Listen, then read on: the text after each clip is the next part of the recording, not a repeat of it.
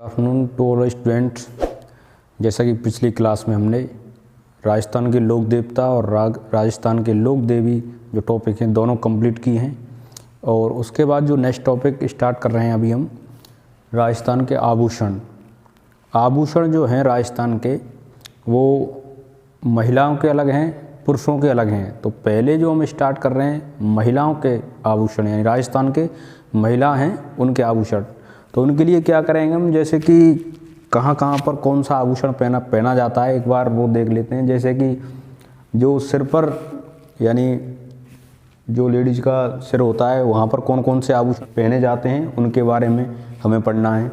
उसके बाद में सिर के बाद में नाक के आभूषण, और नाक के बाद में दांत के आभूषण, और उसके बाद में कान के आभूषण, उसके बाद में जो है गले के आभूषण, गले के बाद में हाथ में भी 3 प्रकार के आभूषण हैं। जैसे बाजू वाला होगा तो वहाँ पर जो बाजू में पहना जाएगा वो बाजू वाला आभूषण होगा। उसके बाद जो कलाई पे होगा वो हाथ का आभूषण कहलाएगा, और जो उंगलियों का आभूषण है यानी कि जो हाथ की जो उंगलियां हैं उनके आभूषण भी अलग हैं। ऐसे ही उसके बाद में जैसे कि फिर कमर के आभूषण, और कमर के बाद में जैसे कि पैर के आभूषण, और पैर में भी फिर पैर की उंगलियों के आभूषण, यानी इतने यानी जो आभूषण हैं वो हमें सारे पढ़ने हैं। हम स्टार्ट कर रहे हैं जैसे कि सिर के आभूषण। तो महिलाएं जो सिर पर कौन कौन से आभूषण पहनती हैं, जैसे नॉर्मल चलता है शीश फूल, और उसके बाद में तिलक बिंदी, ये तो नॉर्मल है।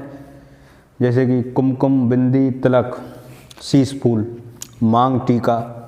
उसके बाद में जो इम्पोर्टेंट है जैसे कि टिड्डी भलको, जो मेन क्वेश्चन है, यानी जो सीधे सीधे हैं उनको तो आप याद करने की ज़रूरत है नहीं, लेकिन जो शब्द ऐसे हैं जो अंदाज़ नहीं लगा सकते हम कि सिर पे पहना जाता है या नाक में, तो उनके लिए अलग अलग जो है। जैसे कि बोरला। अब बोरला का जैसे जो सिर पर है लटका रहता है, अगर जो बड़ा है तो बड़ी जो चीज़ है वो तो कहलाएगी बोरला, और उसमें अगर छोटा है उसमें जो लटका हुआ है हमारा तो वो कहलाएगी रखड़ी, यानी मांग के ऊपर ही रखी जाती है रखड़ी। और उस रखड़ी में क्या होता है कि जो नग लगा रहता है तो वो पत्थर का नग रहता है, पत्थर का या फिर जो भी है पत्थर या उसका जो हीरा बना रहता है उसका नग रहता है उसमें। उसके बाद में जैसे सांकली। सांकली का मतलब ये सांकर से रिलेटेड है, जैसे कि चेन टाइप में। तो दोनों सिर के दोनों साइड जो चेन टाइप से होती है उसे सांकली कहा जाता है। और भी जैसे कई हैं, जैसे कि चूड़ा रत्न है, ताविद, झेला पतरी, मावटी, टीड़ी, फिड़ी, चूड़ामन और सिरपेच, ये मेन है आपको। इसमें आपको 2 इम्पोर्टेंट ये रखने हैं आपको कि जो मेमंद है वो महिलाओं का आभूषण है मेमंद, और इसी मेमंद पर एक लोकगीत भी बना हुआ है। ये इम्पोर्टेंट वाली चीज़ है कि ऐसा पूछा जा सकता है कि किस आभूषण पर लोकगीत बना हुआ है, तो उसका नाम है मेमंद। अगला है जैसे कि एक गोफण, वो भी सिर का आभूषण है गोफण। गोफण क्या है कि महिला के जो बालों में गूंथा जाता है, यानी बाल हैं उनके साथ में जो गूंथे जाने वाला आभूषण है वो गोफण कहलाता है। कई बार पूछ लिया जाता है कि ऐसा कौन सा आभूषण है जो बालों के साथ में गूंथा जाता है, तो आपको आंसर देना है गोफण। तो ये जो मेन है आपके, जैसे कि गोफण इम्पोर्टेंट है, मेमंद भी है। और इसके बाद में जैसे कि बोरला, रखड़ी, यानी छोटी हो तो रखड़ी और बड़ा है तो बोरला। इसके बाद में टिड्डी भलका, टिड्डी भलको, सांकली, और इधर ये है अपना फिणी और चूड़ामन। ये मेन है आपको जो याद रखने हैं। इसमें क्या है कुछ चीज़ें रटनी वाली हैं, जैसे कि मान के चलो कि चूड़ामन है, अब इसमें समझाएं क्या है उसमें, वो तो रटना है वो तो। उसके बाद में जैसे कि सिर के बाद में आता है नाक के आभूषण। नाक जो होती है उसमें जो है आभूषण महिलाओं द्वारा पहनाए जाते हैं।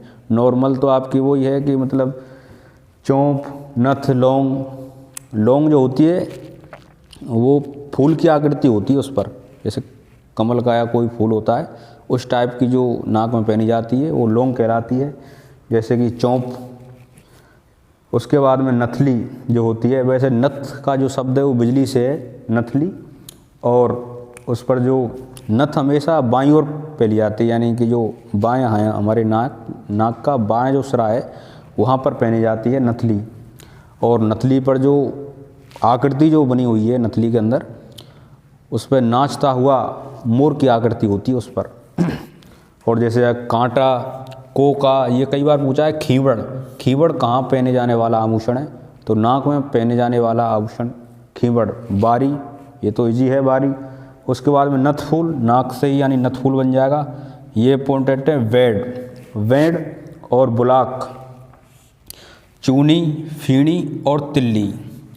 देखो यहाँ पर फिनी 2 बार आ गया कि जैसे कि ये है जिस पर फीणी और एक है फिणी, यानी जो ये छोटी मात्रा है इस पर, ये तो पहना जाएगा सिर पर। और इस पर जो फीणी यानी बड़ी मात्रा वाला जो है वो नाक में पहनी जाती है। अच्छा, एक इसमें जो मोस्ट है बेसर। बेसर है अपनी जो किशनगढ़ शैली है बनी ठड़ी, उसमें भी इसका जिक्र किया गया है बेसर का। इसमें क्या दिखाया गया है कि नाचता हुआ मोर इसमें दिखाया गया है। अच्छा, उसके बाद में जैसे एक तो है लौंग। अगर ये लौंग ही बड़ा रूप ले लेती है तो इसी को भंवरा कह सकते हैं, इसी को भंवरियो कह सकते हैं, इसको भंवर कड़ी भी नाम से जाना जाता है। यानी जो बेसर है वो लौंग जो है वो बड़ा रूप ले लेती है। और इसको जो बिश्नोई समाज की जो महिला हैं वो ज़्यादा पहनती हैं इनको। उसके बाद में जैसे आती है भोगली, तो ये भी भोगली नाक का ही आभूषण है। तो कुल मिला के नाक के बाद में अब बात करेंगे हम दांत की। तो दांतों का जो आभूषण है वो मेन है आपके 3-4 ही हैं, ज़्यादा नहीं है। जैसे कि रखन, मेघ, चूंप, चूंप को ही कहते हैं साहब, सूंप और दांस, ये है। तो रखन क्या है कि जैसे रखन तो दांतों पर जो पतली परत चढ़ा देते हैं सोने की, वो वाली है रखन। और जैसे चूंप की बात करें तो दांत के अंदर गोद कर कुछ सोना भर देते हैं उसमें, तो वो वाला जो है चूंप कहलाती है। तो कुल मिला के रखन, मेघ, चूंप और दांत, ये तुम्हारी दांत के आभूषण हो गए। तो आज हम केवल इन्हीं के बारे में पढ़ेंगे। अगला जो है जैसे कि अब उसके बाद स्टार्ट होगा कान के आभूषण और गले के आभूषण, ये निरंतर चलता रहेगा। तो आज के लिए ही इतना ही। जय।